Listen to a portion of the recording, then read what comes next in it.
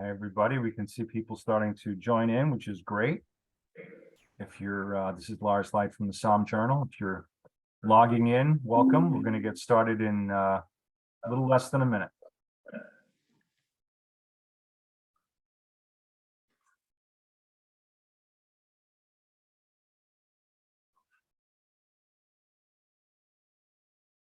And I believe we're now streaming live on Facebook.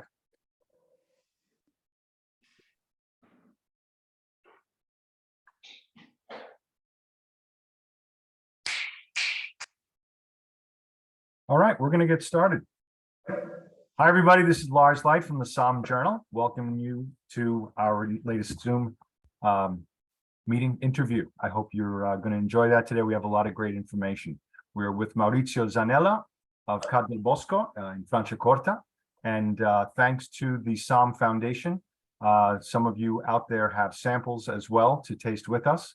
And so Maurizio, I'm going to ask you to kick it off and maybe open up your bottle of wine so we can all start tasting and enjoying and sipping as we learn. Okay. Good morning, good afternoon to everyone. And it's a pleasure, obviously, to be here with Lars and try to go a little bit deeper in the knowledge of Franciacorta in the United States. And for this reason, I have my bottle that I will open, and I hope everyone is doing the same. And tell us specifically what it is that you're opening, please. I am opening now a Franciacorta Cuvée Prestige 45 edition. Obviously, the edition concept is born in order to keep a memory and tracking what we are doing with the multi-vintage. That is a different concept that in Bosco we use beside the vintage wine, where we are looking for a taste that is more handmade and custom-made in order to get continuity, and especially a Bosco taste more than a Franciacorta taste, where we go with the vintage wine to give the freedom to the nature to do what the nature wants in this specific year, in this specific vintage. And with this wine, we try, and it's not so easy, to keep a continuity in a taste that is more Bosco than Franciacorta, because we try to get a consistency of taste on this wine that is done using between 70 to 75% of the last vintage, adding from 25 to 30% of all vintages that we keep in used barrel, and is a kind of library where we used to have 5 vintages behind. Now, unfortunately, we have only 3 due to the fact that in the last 6 years, so from 17 to 22, Bosco in 6 harvests have in the reality done 4 harvests, because we have lost a lot of grapes in the last 6 years. So the reserve wine we have used in massive way, and instead to have the normally like we have 5 vintages behind, now we have only 3, unfortunately, because we have to use it in order to try to reduce the loss of production that we have in the last 6 vintages. So the wine that we have in the glass is an extra brut. I would like to underline this because, in my opinion, this is one of the big difference with other sparkling wine produced all around the world, in Europe, in other countries, where in Franciacorta and in Bosco particularly, the need to use sugar at degorgement is very reduced due to the fact that we try to make a wine that incidentally have some bubble, and not a sparkling wine that have to be only let's say, very acid and very with a profile that need some, let's say, makeup before to go on the market. So this wine, for example, have 1 gram per liter of sugar. That is really nothing. It's just a touch. And this, in my opinion, is one of the biggest difference between Franciacorta, Bosco in particular, and other appellations. So this is technically speaking an extra brut. Yes.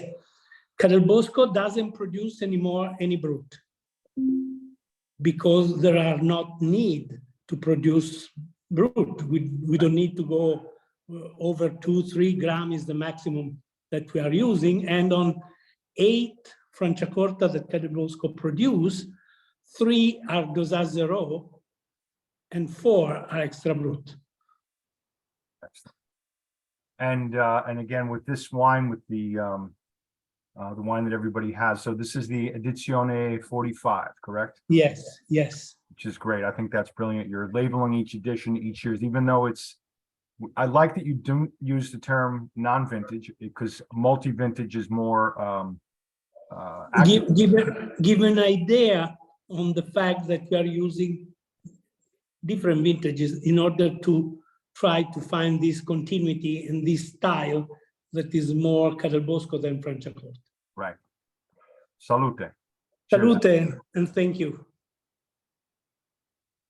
So the purpose of today's, or the scope of today's webinar is not so much to address the basics of Franciacorta. We're assuming that we're working with a very well educated audience, and we also have just released in the October issue, which is mailed October 1st, there will be a study guide on Franciacorta, and that is already up online. If you go to sommjournal.com, and from the homepage, you go to a section called Educational Content. I'm looking over here at my other screen.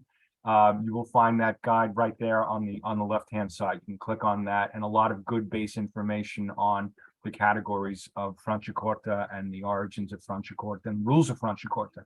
But one of the things that we thought would be fun to talk about today, which again, those of you who were fortunate enough from the Somm Foundation to receive the samples and the stopper, also got a copy of this book. It's not a new book because it's been around for quite a while, but what is new is the English language translation. So that's just come out. The book is called The Origins of Franciacorta in the Italian Renaissance. And I find it personally fascinating because, you know, we've spoken with Mr. Zanella a couple of times, and we talked about how Franciacorta is a relatively new denomination, started in the 1960s, and they have other still wines there as well, but there's a huge history behind it going back to Renaissance times, which I think is fascinating. So Maurizio, would you tell us a little bit about what's in this book and what are some of the big reveals in it? Yeah, is perfectly right what you say. Most of the time when we spoke of our region, we want to be very, how you say, concrete. Yep.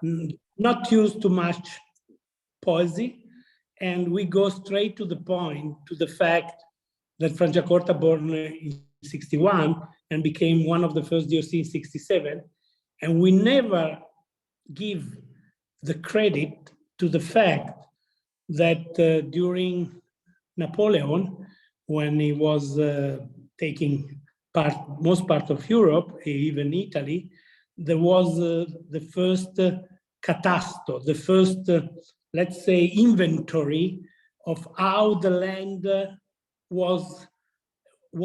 So if there was fruit, if there was vine, if there was seed, if there was green grass for the cow. So at this time, we discovered that in Franciacorta there was already close to 900 hectares of vineyard, mostly red, we have to be honest. There was not what give to Franciacorta the future, but there was a huge amount of experience in viticulture and viticulture was here already in 700, so more than 300 years ago. We was unlucky compared to other terroirs that here there was not developed the continuity or the fact that the people was bottling those wine and they was selling in the world, but this wine was used for internal consume or consume in Milano, Brescia, Bergamo, and not put the wine in bottle and do something that was more, let's say, valorizing the work that was done in this region. So most of the time we don't give any attention to the fact that there was a culture, a tradition that was more than 300 years old before that we start with a different vision, with a different approach to go not for red wine, first of all, but to go for white varietal, except the Pinot Noir, obviously, and make what now everyone knows like Franciacorta, but also the red wine production was so important.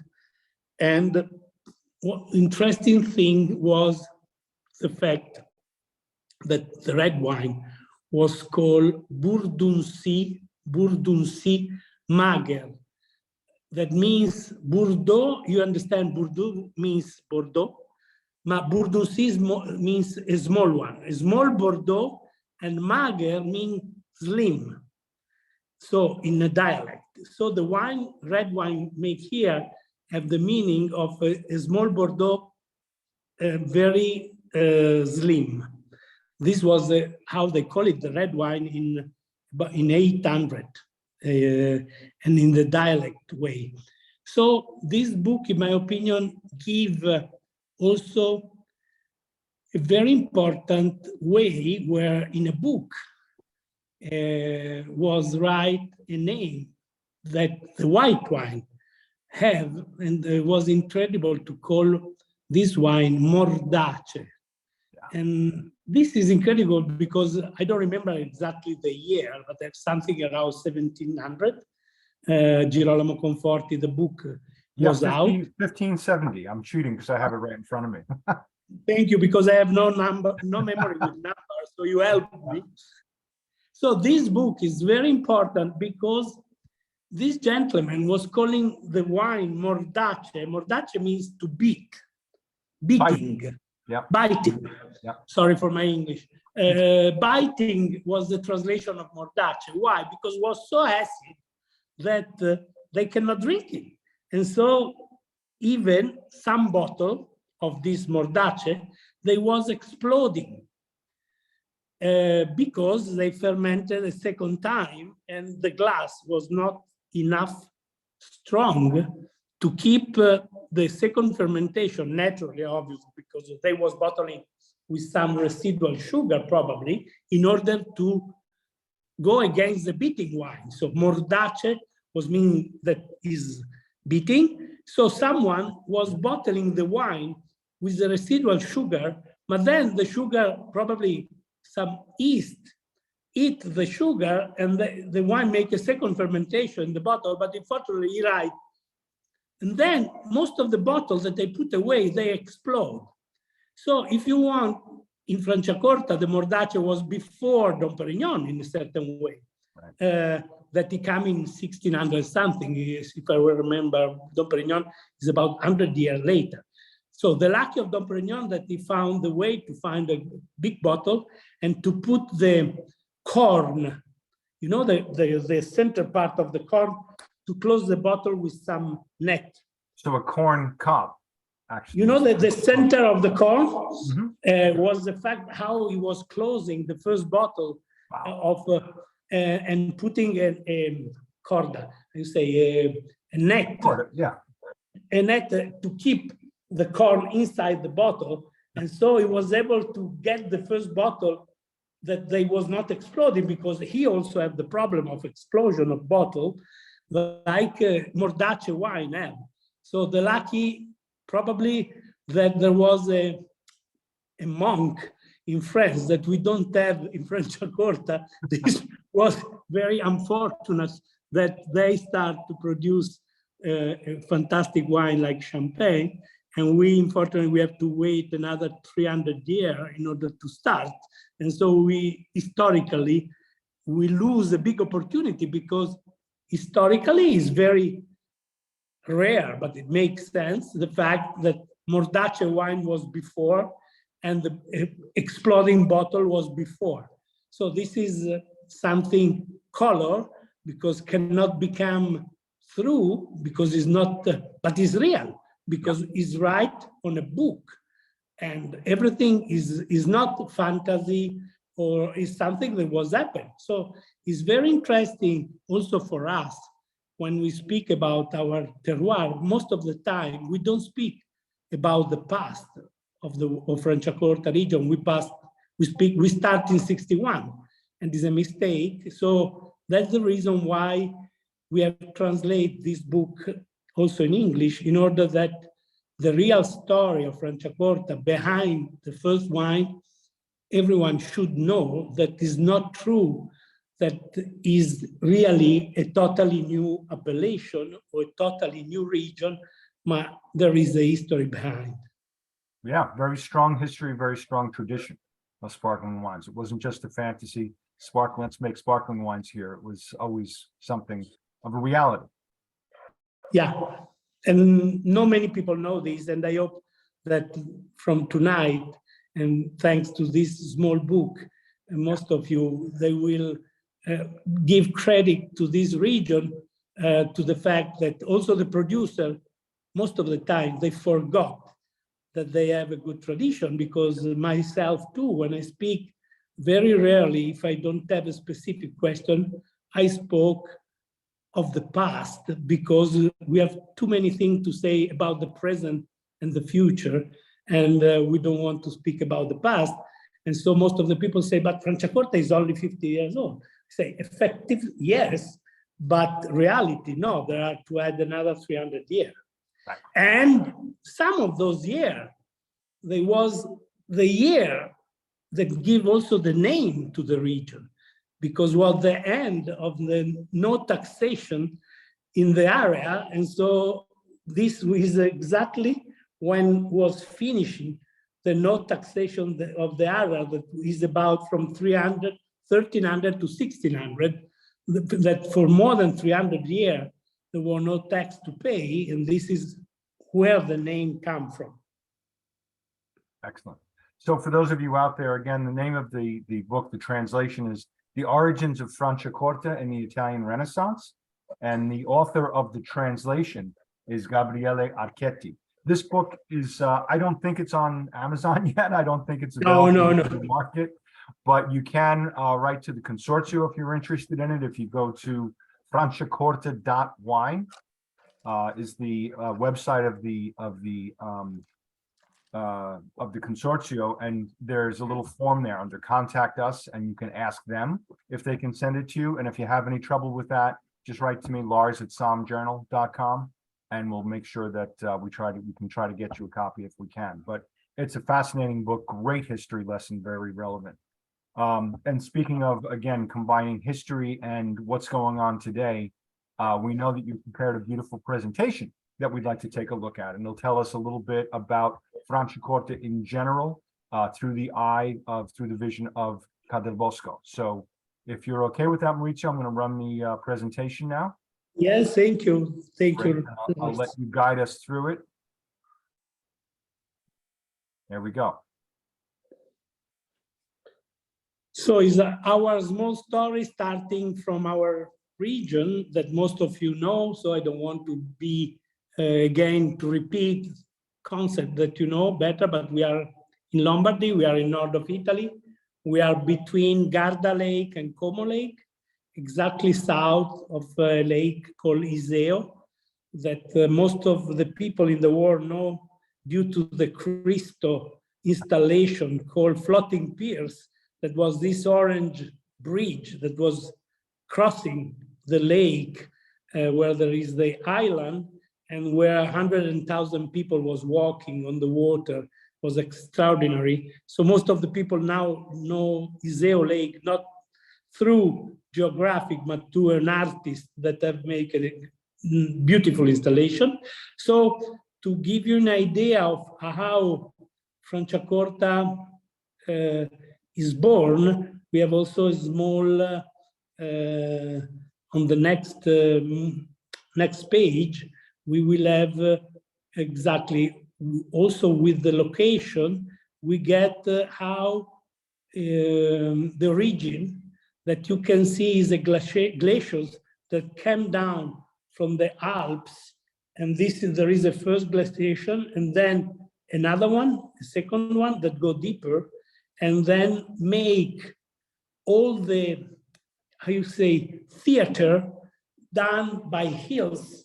So in Franciacorta you have practically two theater, and in the middle that give to Franciacorta this characteristic. Well, this hill, this is one, the first one theater that you can see very clear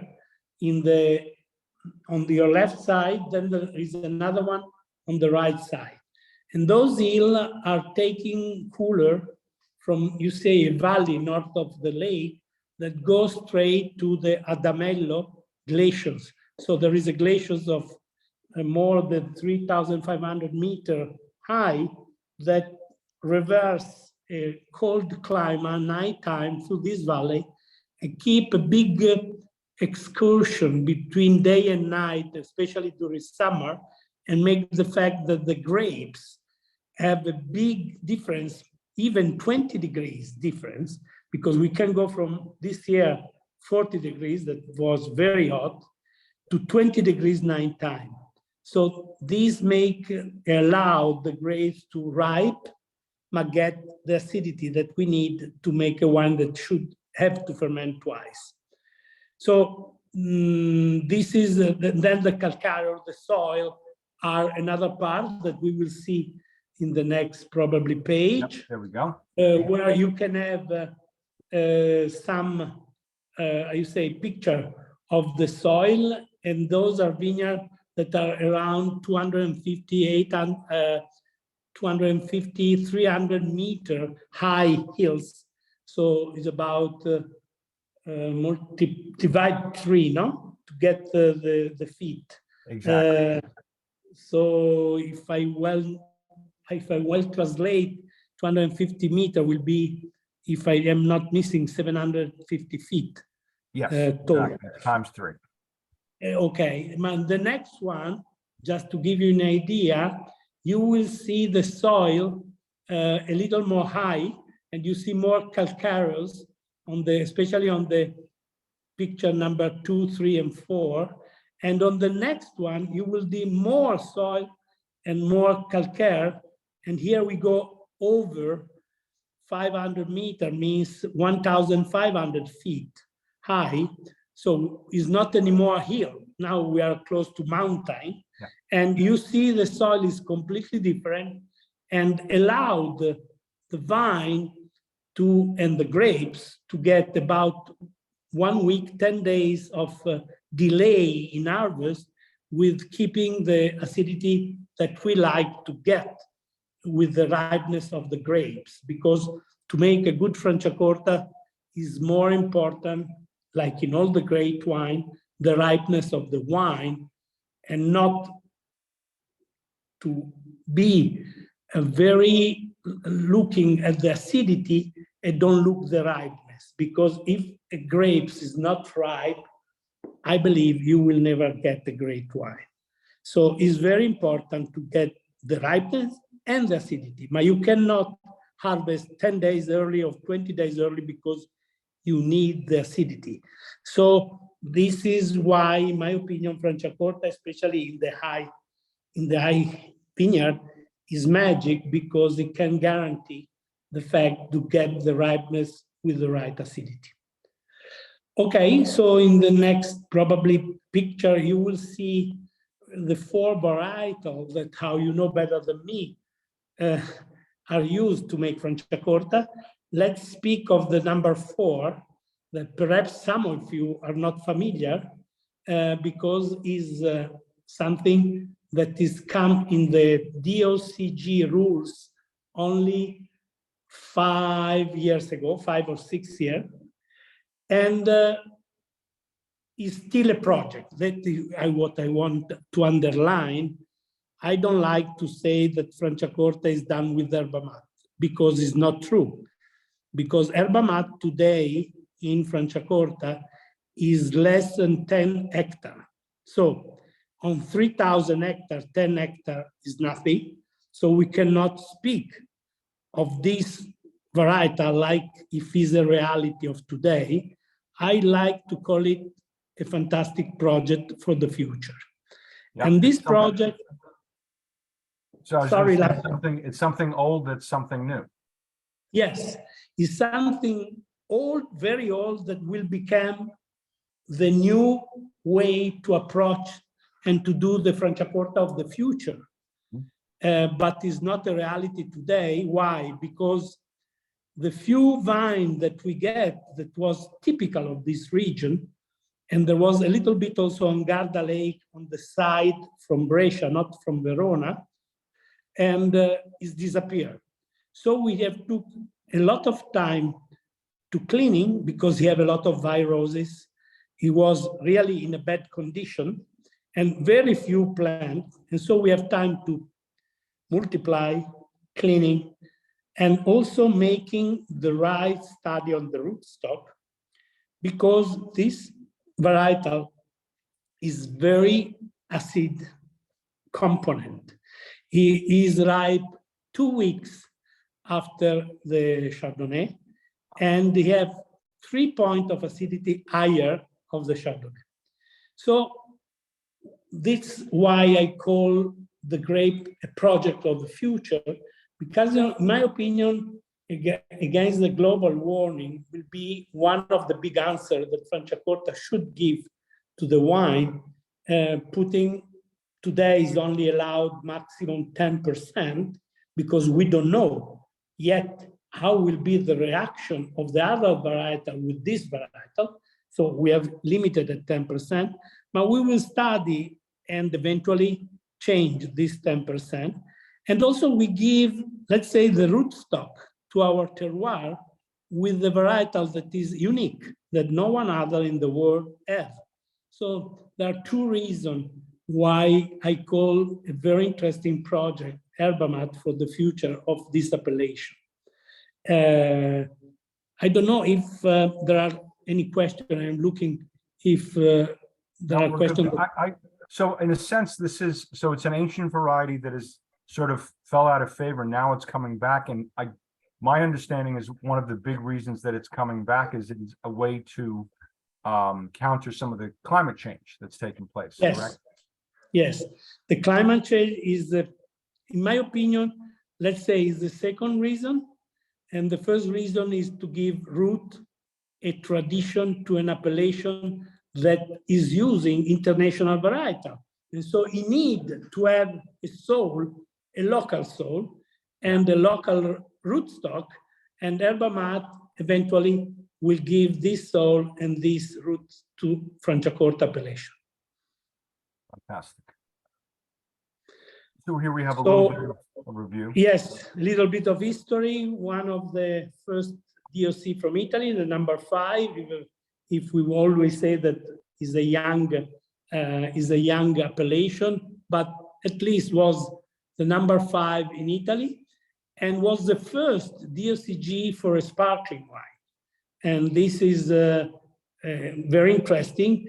And another interesting thing that I stress always is the fact that when we get the DOCG 1995, we was able to get by the European law the forbidden to put this wine under the category of sparkling wine. This is something that in America, in US, is very complicated to understand. But for Europe is unique, because the European law oblige all the producer making bubble to put on the front label a word that make the consumer understanding that is buy something that have bubble inside. So in Italy, all the production must put the word spumante in the front label. In Germany, all the producers have to put sect. In Spain, everyone have to put cave. In France, everyone have to put Vermouthon. So everyone in making sparkling wine in England on the front label, everyone must put mandatory, classify the wine that have bubble inside. But there are two exceptions where this law say the opposite. You cannot put in any part of your bottle the word spumante, and in another region, they cannot put the right Vermouthon. And this obviously, we are talking about champagne. So champagne and Franciacorta are considered by European law wine and not sparkling. So the rules, this is very complicated to understand, but the appellation is more important of the method of the classification of the wine, because the appellation go on the top of the category. And so it's more important to valorize the appellation than the classification of the wine. In other words, even if it's very difficult to understand, what we will love that is in the wine list, we are not in the sparkling wine category, but we are in the Franciacorta category. Like champagne, he has his own category in the wine list. So this is very subtle, but very important in order to classify the wine in the right way in the wine list, will be not to put it under the sparkling wine section that sounds crazy, but have to be put under the appellation of the area section. No, it's very significant. They're saying Franciacorta means a sparkling wine, which I'm not even sure that Prosecco, for example, still has to list sparkling wine, because you can have dry versions of it. But here they've recognized that Franciacorta means a sparkling wine. And it's also interesting that the still wines in that area, in your area, are actually called Corte Francia, vero? Maurizio? Sorry. That's okay. Sorry. Yes, right. it's so important to make the consumer understand that we are not valorize a category of wine, an appellation of wine. Right. So, in my opinion,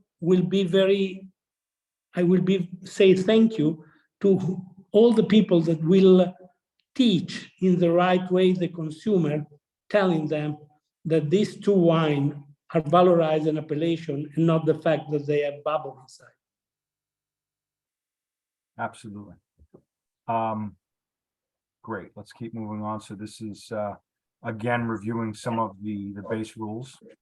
Yes, these are the rules of the law of the different appellation, and we have a big change in the last year, where we was the lowest production for hectare was 100, and we take up 120, not in order to get problem in the vineyard for some years it was more productive, but we decide to reduce the percentage dramatically of the juice that can become wine.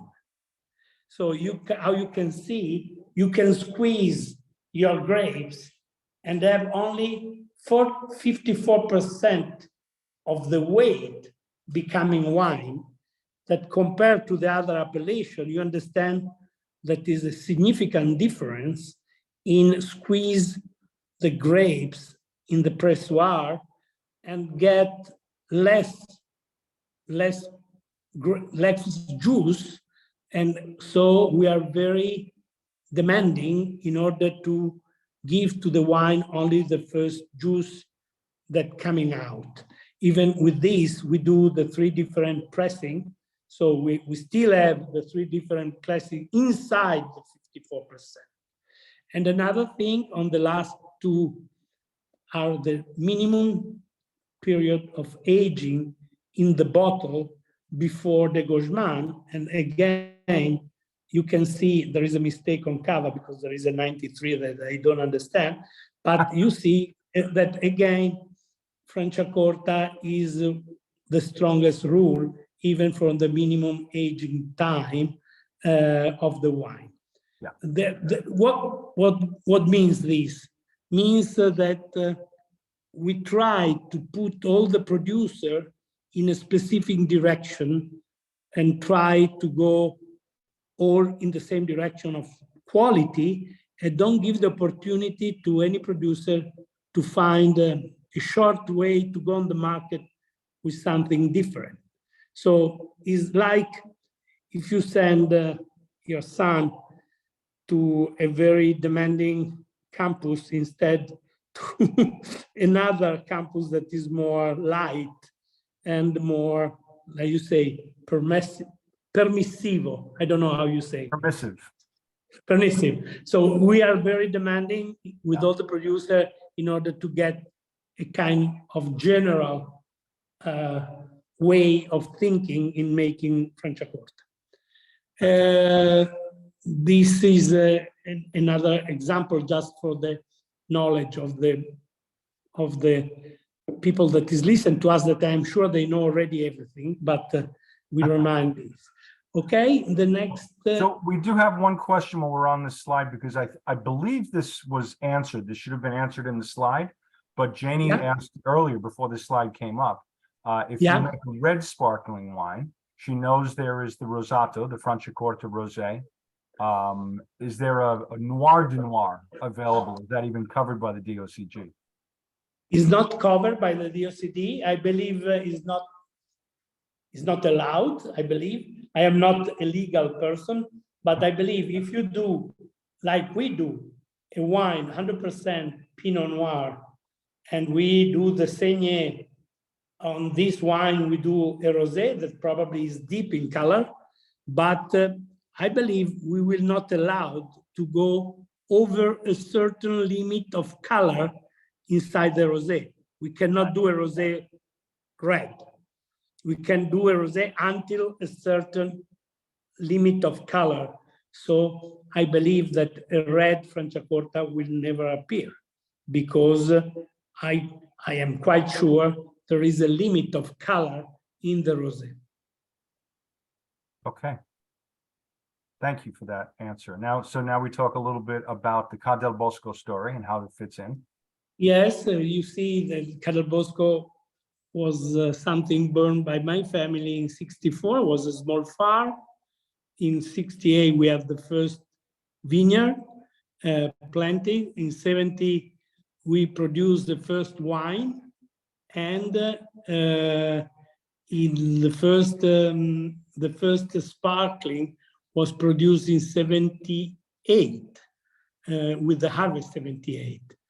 In '79, we was lucky to get André Dubois here in Franciacorta. I was able to convince him to leave Champagne to come to Franciacorta.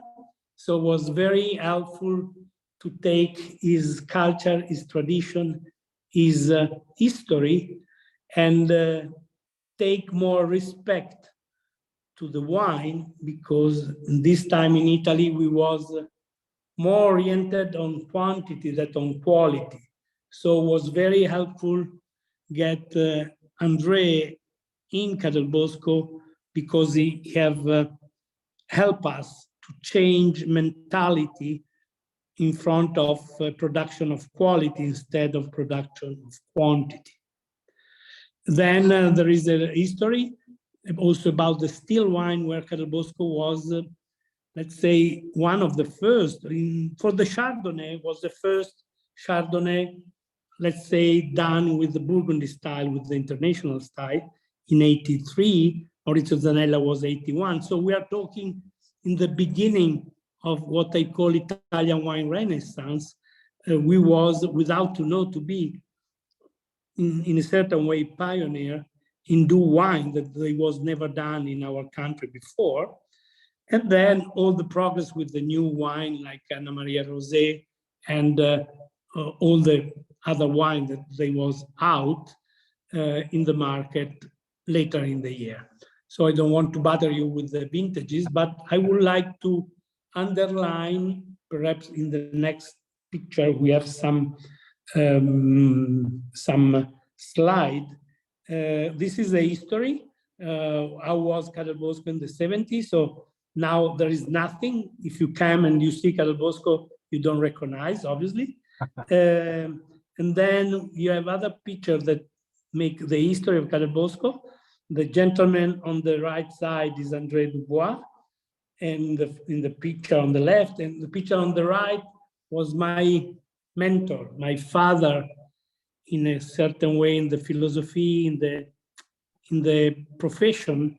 These gentlemen have changed the way of thinking of Italy, and he was not a, let's say, a journalist. He was a philosopher. He was anarchic. Obviously, he had the power because he had a TV show, he had many columns on the daily, more important, but he was a revolutionary that was many times in jail because he was against the industry, and he was doing crazy things like putting in the chain on the train station in Alba or in Asti, because he doesn't want that the wine from Puglia, Sicilia, arrive in Alba to make Piemontese wine. And so he put on the chain on the station when there was this train with all the wine from the south arriving, in order that the TV can say they are doing wine in Piemonte using this wine that come from Sicily, and the industry does this. And he was the one that have valorized the farmer and have was the real starter of the Italian Renaissance in winemaking. And I was so lucky that he was living in Bergamo, oh, wow. So 20 miles from Erbusco, and I became his, how you say, his driver, his friend, his cellar master, his everything, in order that I was taking advantage, travel with him and getting the best producer of wine in the world and learn a lot, in the best restaurant in the world and learn a lot, and obviously have the opportunity also to present my wine.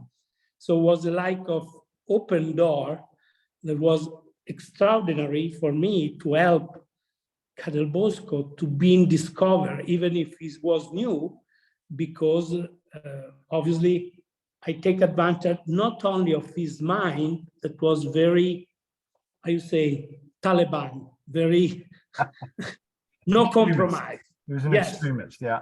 Was a really extremist, and I became like him, very extremist, and so with no compromise on quality.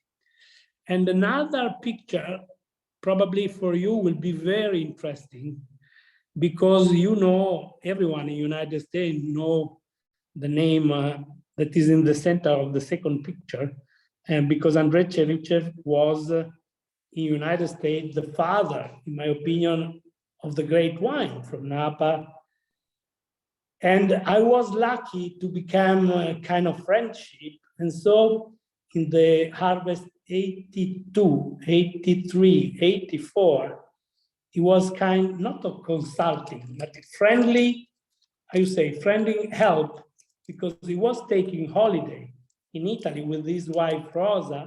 And so I was inviting him here, obviously, during the harvest, in order that he can give me advice how, in his point of view, how to do the still wine, not the sparkling. I was asking to him to help me on the still wine. And so it was very helpful for us to give another way of thinking in viticulture and in winemaking in those years where we was pioneer. And his point of view have been crucial for our education. And in 85, he phoned me say, I cannot come anymore. I said, why? Because I have a fantastic contract that I cannot say no, but they want the exclusivity in Italy, and was the beginning of Ornellaia by Ludovico Antinori, that was the brother of Piero, making a project of a new vineyard against his brother. And he took Cherichev like the winemaker and consulting for Onelaya, but he wanted the exclusivity. So Andrea say, now what I do, I say, you can take my student from UC Davis called Brian Larkey, that is actually is working at Farniente, but he want to work in Europe. So I know that he will be ready to fly in Europe because he loved to do his experience in Europe. So I called Brian, and Brian was here in 85, late 85, and have been with us from 85 to 89. So for harvest, doing the still wine, and obviously have a lot of discussion with André Dubois, because you have two way of thinking opposite in the cellar. So I was like a sparring partner in order to divide the two guys that they was thinking so in the opposite way how to do the wine, that I was obliged to many times to get in the cellar and say, stop guys, you cannot screaming all the time, because one is thinking about, you know, bacteria and new way of thinking, and the other one was so old, in old way, old style. So was a mess, but from this mess was interesting because the actual winemaker was learning from left and right and get the big knowledge on the winemaking thanks to these two people. And so we are very grateful for both of them for the help that we get in our history. Okay, so this is something that perhaps not everyone was knowing, but is interesting. So now we speak a little bit of our way of thinking. So for us, the most important thing, obviously, is viticulture. And viticulture, for us, is so important that we was the first in Italy to replant vineyard at 10,000 vine 4 hectare in the 70s. We start to plant with high density vineyard, and we was the first in Italy again. Now we are around 270 hectares in 10 different villages. From one vineyard to the other, there are more than 45 miles. So big work to go to from one vineyard to the other. Everything is became organic, certified from harvest 17, but we start the process 20 years before. Those are our vineyards, and you see the green one inside the circle are all vineyards that we was talking before that are higher than 1,500 feet tall. And this is the new direction also in order to give an answer to the climate changing, in order to go a little bit higher and get more freshness. So all the vine are make vinification singularity. So each vineyard we press alone the first juice. The second juice we go together, we blend it. But the first juice we try to do independent tank in order to get the history of each vineyard separate. So at the end of the harvest, we have about 160 different vineyards that are very useful to do the vintage, the prestige, for the blend, the Chardonnay from this village, the Pinot Noir from this village.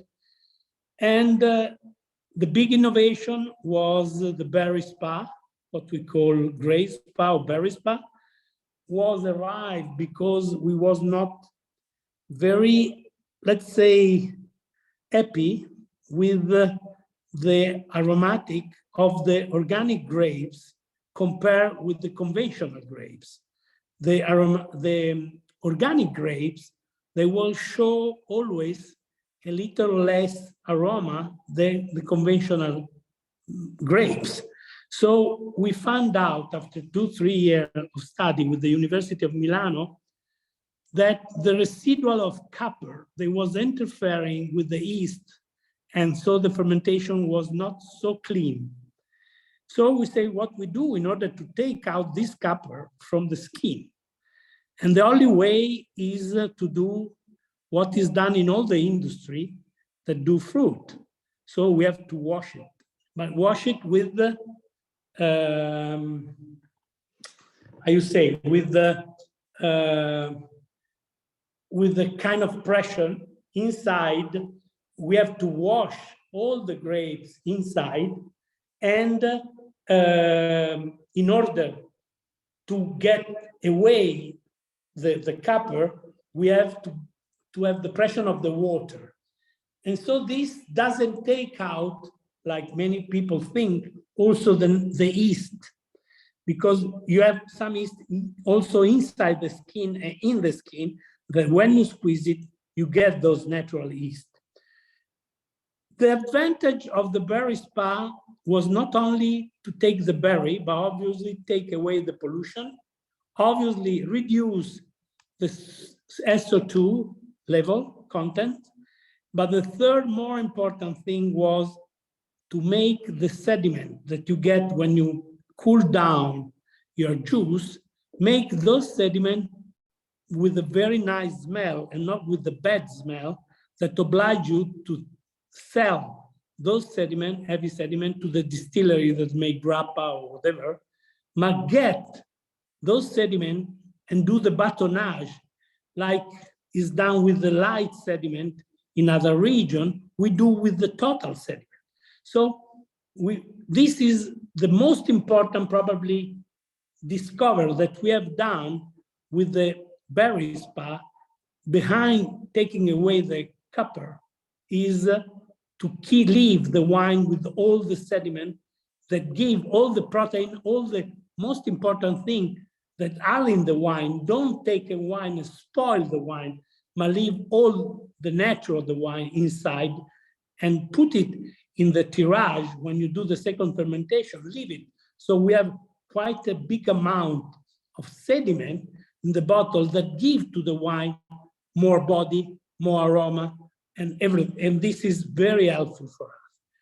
This is a back label where I don't know if we will be able to send this label that is in all the world in USA, because in USA, unfortunately, we will be not approved by the BTCA, I don't know how it's called it, the people that give us the permission to approve the label, because we put the amount of sulfite in each bottle. Also in Europe is forbidden, but we take the risk that someone, how you say, tell us you cannot do it, because we will do a big, for the first time, we will do advertising that we have never done one advertising in our life.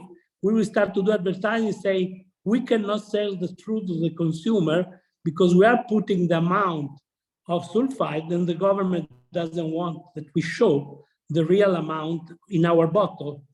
This is to tell you that thanks to the berry spa and for a degorgement machine that we patent in a completely nitrogen atmosphere, we was able to reduce the sulfite. This is at the day of the degorgement, but you have always to take away 15, because those, after 10 days of degorgement, you lose 15 milligram. So this bottle that have 47 in reality is 32, and 32 milligram total sulfite is about 1/3 or 1/4 of the content of all the other sparkling wine.